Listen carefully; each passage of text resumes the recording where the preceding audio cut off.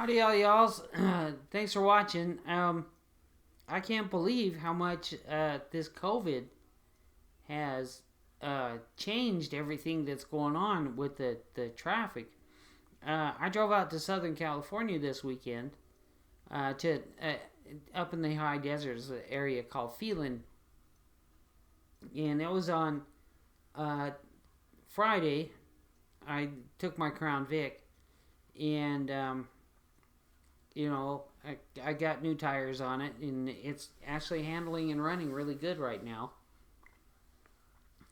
So anyway,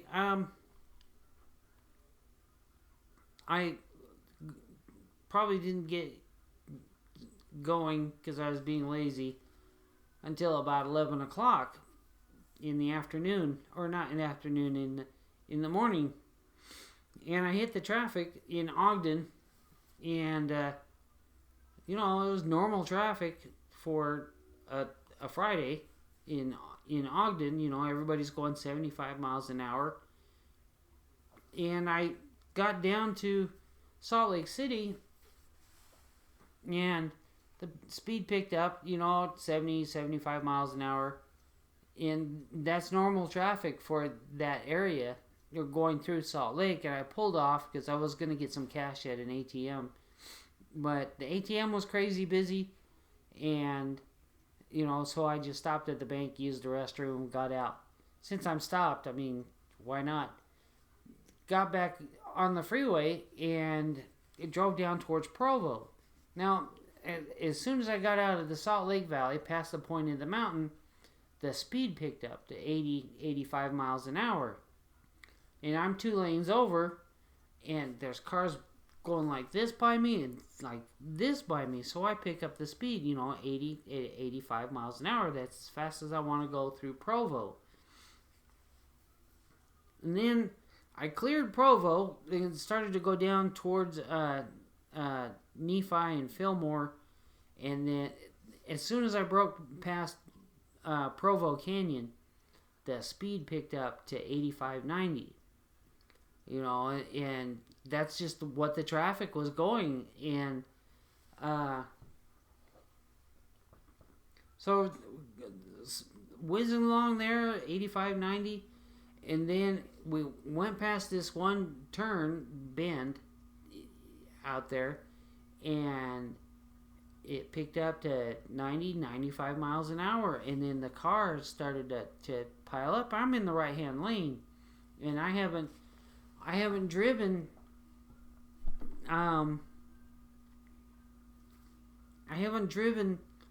that route in over a year because I just haven't. I've been working and everything like that, and with whatever's going on with my foot right now, I'm on short-term leave so I can go and visit my mom. So we're going along, and 85, 90 miles an hour. And there's this white newer BMW with a bunch of 20-somethings in it that are... It's a Crown Vic thing. Everybody's got to beat a Crown Vic, okay?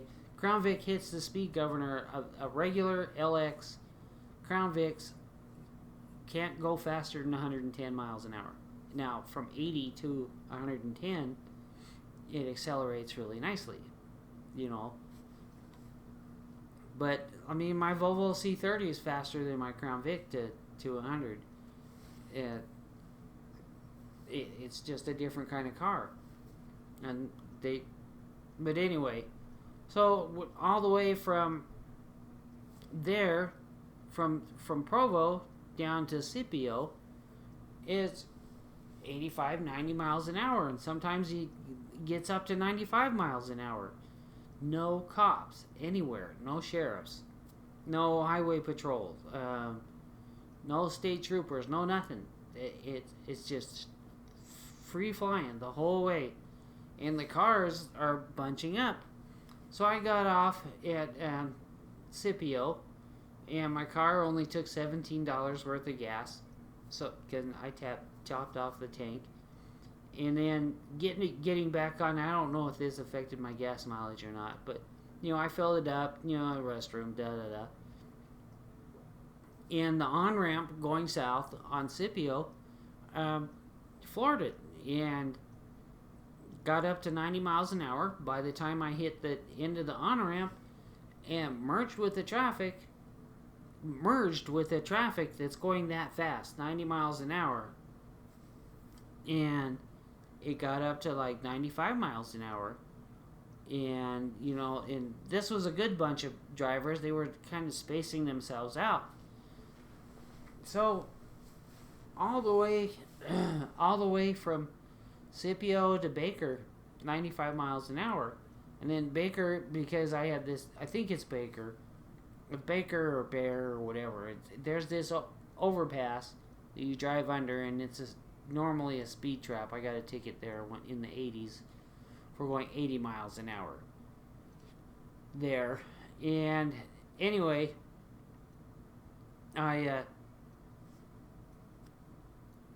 just going with the flow of traffic, and then all the way to St. George, 95 miles an hour, and no cops in sight anywhere. So it would have been a supercar Friday if you had a car that would go 140, 150 miles an hour, which is pretty fast in my estimation. And in my Crown Vic, which actually it has the airbag rear suspension and good sway bars and everything, that car handles really well.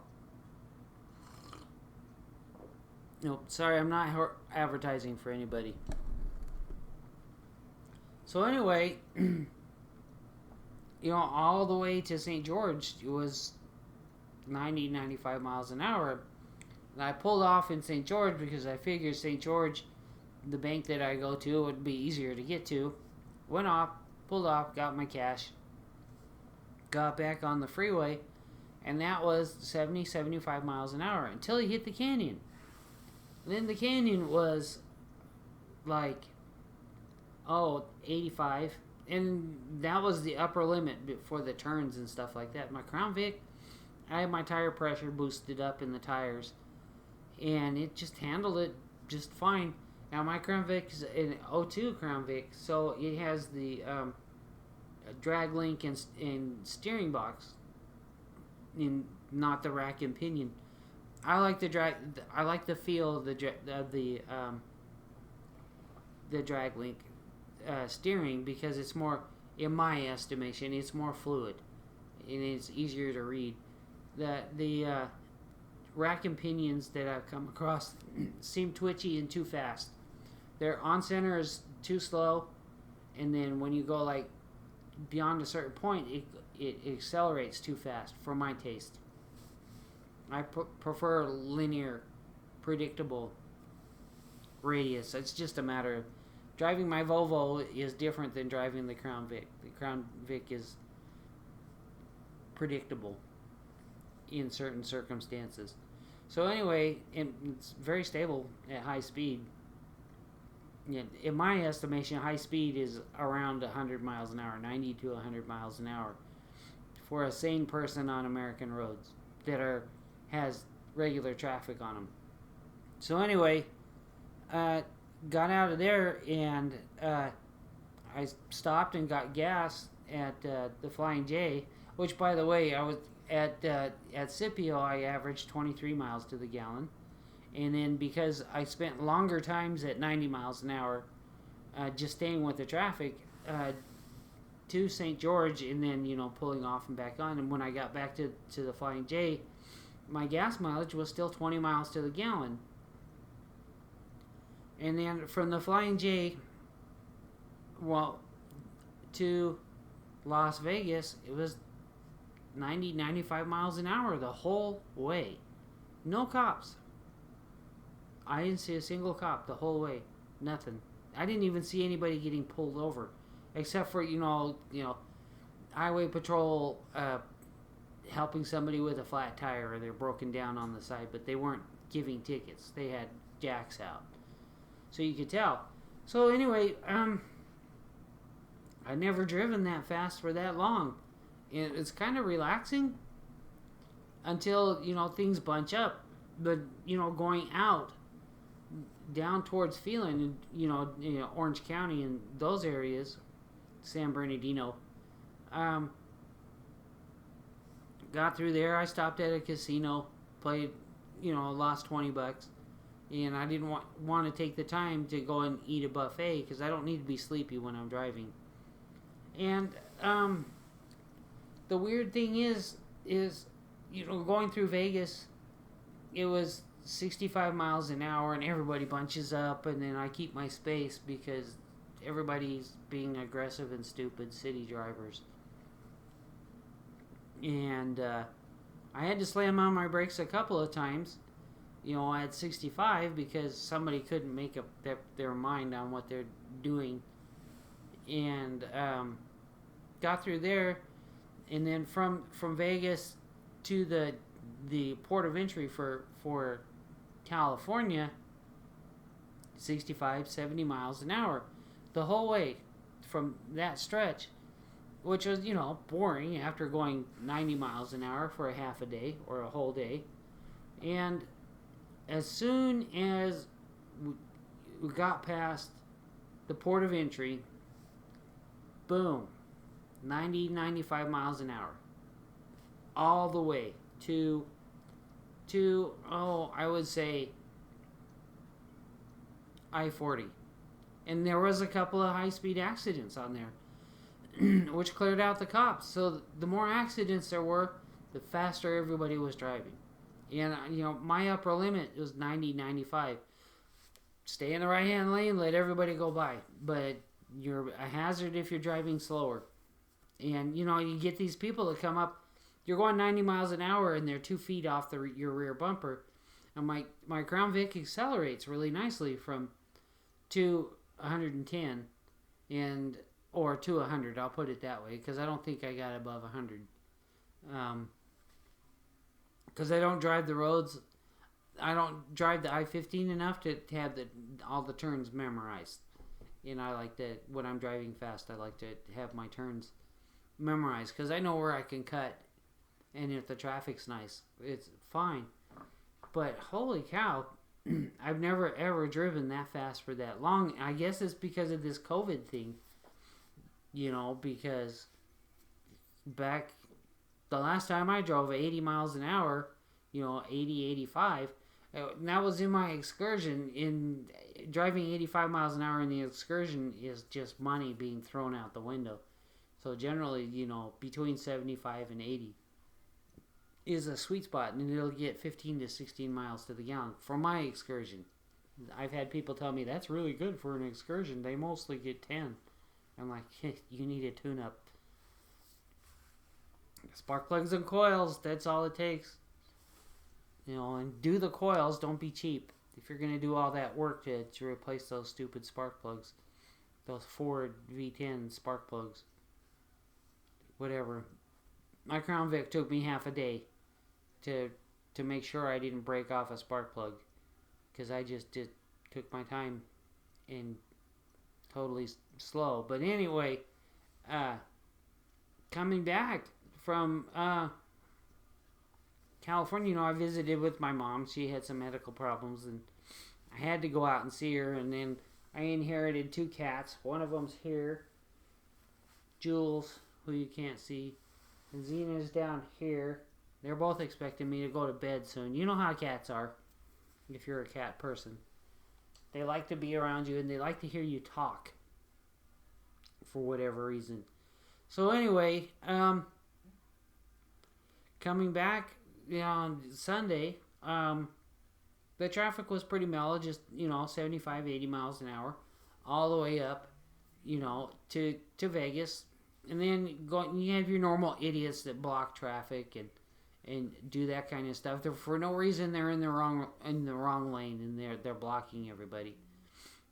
So that was all easy all the way through Vegas. And of course, Vegas is 65. There's no traffic, none, no traffic, barely any. And there was only one spot where 16-foot clearance, and it merged down to one lane, and that got down to 60.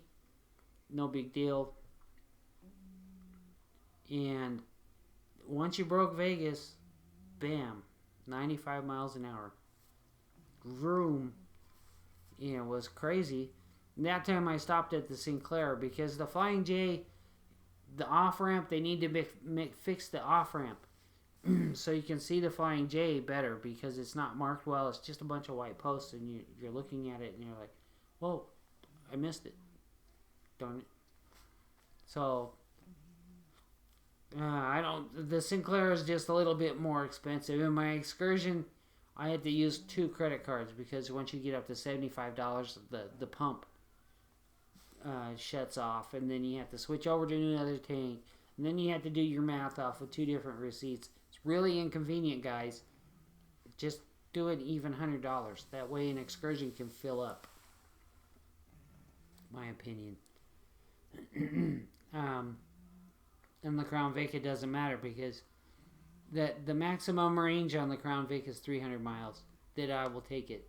When I lived in Kentucky, going from western Kentucky to Amarillo, that way down through West Memphis, I could go 373 miles, and then as soon as I hit 380 miles, the amber light would come on, and guess what? There was a gas station. I had it pegged perfectly. I knew my exact range on the Crown Vic back then.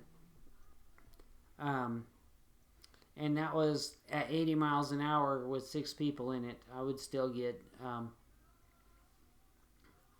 23 miles to the gallon, which is, for a big old tank like that Crown Vic, well, to me it's not a big old tank because I've had a Delta 88, but 1970 Delta 88, and that's a big old tank. So to me, the Crown Vic is a mid-size car. Okay, it's just a mid-size family car. It's not a Luxomobile like a big old Cadillac or something like that. But anyway, the traffic was just crazy going back. Going up the canyon was faster than coming down. People get afraid of going downhill fast. I think that's just a psychological thing, but it was 85, 90 miles an hour going up. And then, going through St. George, you had to be mellow.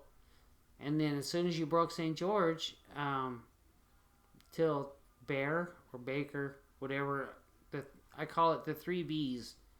You got these people that go and hang out in St. George, and then towards the afternoon they all get off work, and it's a big old madhouse of people going 90 miles an hour from St. George to the next town north.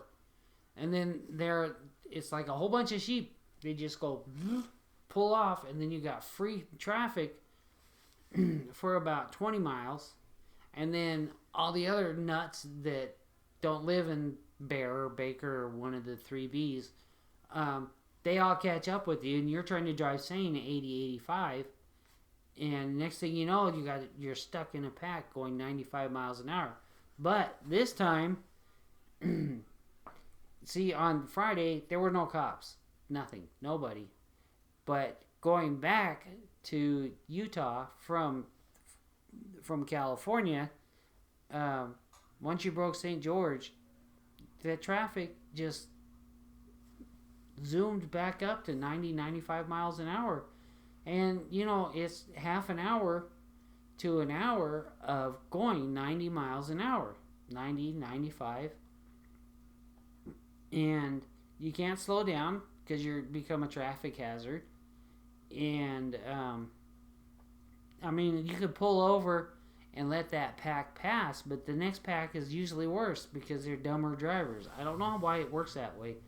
Usually the lead pack, the cars know how to space themselves and keep I like to keep 8 to 10 seconds distance between me when I'm going that fast, because you're covering a lot of space you're covering a lot of space in a short amount of time, and the more time you give yourself is your survival.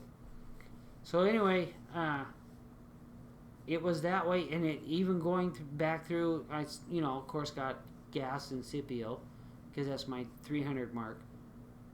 And I don't like to go more than 300 miles on a tank when I don't have everything memorized. So stopped off at Scipio, filled up, and when it was averaging 20 miles to the gallon for a big old Crown Vic. And then let's see, from Scipio all the way to Ogden, 85, 90 miles an hour, even through Salt Lake. And, you only saw like one or two people get pulled over. And one of them, I know it was a carpool violation. It wasn't for speed. And that was in Provo. And then you had some idiot, a military contractor, who has this big old tank, with the 13-foot tall tires and a single turret mount on top, and then the turret's down in front, and you can tell that this is a major riot vehicle from South Africa or Israel or something like that. Why in the world this vehicle is in America? There's no reason for a vehicle like that to be in America, a riot controlled tank like that. So, in my opinion, so this guy's going 85, 90 miles an hour, changing lanes and doing stupid stuff. He's a government contractor, and it was weird. I couldn't hear the exhaust, but it almost had the GMC, 671 or 871 or 1271 exhaust note, which is really cool. I like those engines just by their sound. But this guy was driving like a nut through point of the mountain, and I don't know what his deal was. But all the way to Ogden, I made it. I left Phelan at 6 a.m. and I got to Ogden at 4 p.m. So that's how fast the traffic was going the whole way. Two fuel stops, and that's it. But man, crazy. That's as short as I can make this video. I don't know what the deal is. The COVID thing has just totally changed the way people drive. So anyway, take care out there. Don't get caught up in the traffic, because if you don't know how to drive fast and keep your distance, you're just meat on the hook. So anyway, thanks for watching. Yeah, my mom's okay. My podiatrist is not going to let me drive to Kentucky because this trip was an emergency trip so that I could see my mom just in case things went south. And my mom's doing okay. She's getting her strength back and everything like that. And then my foot, my wound opened up by 2 millimeters, which my doctor is mad at me about, but you know what. But she won't let me go to Kentucky to pick up my stuff in storage because the stuff in storage is just stuff, and it's not my mom. And she can tell by the condition of my wound whether I'm following the rules. And driving is verboten. So anyway, that's kind of a bummer because I had a truck reserved and everything, and she said no, period. And then she told me why, because she can see. And then she made me keep the spare parts for the vacuum pump in case things aren't working the way she wants them to work. It's all for my better good, I guess. So anyway, drive careful out there. There's people out there that are driving really fast that should not be driving really fast because they have really bad habits. And they don't know how to keep their space. And they just put everybody else in danger. It's worse than the COVID. But it is kind of nice to be able to go 90, 95 miles an hour for an hour. Which I've never been able to do before. Which is kind of fun. But, I don't know. Who's going to let a Crown Vic in a rally when you can only go 110? I know there's programs out there.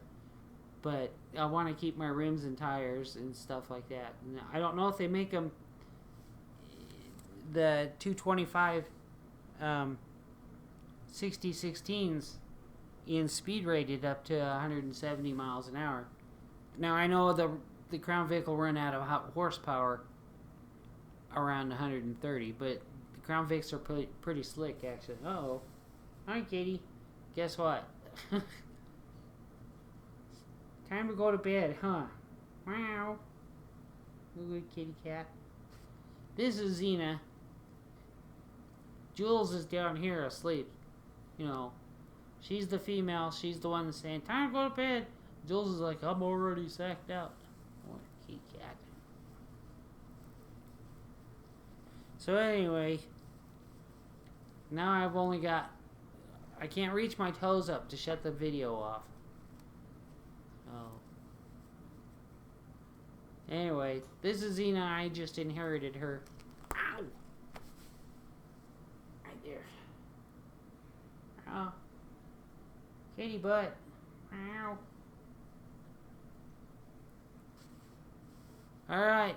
There. Take care. Here she comes again. Come on. They both settled in just like I've been their daddy forever. No, you can't go over there. That's my coffee.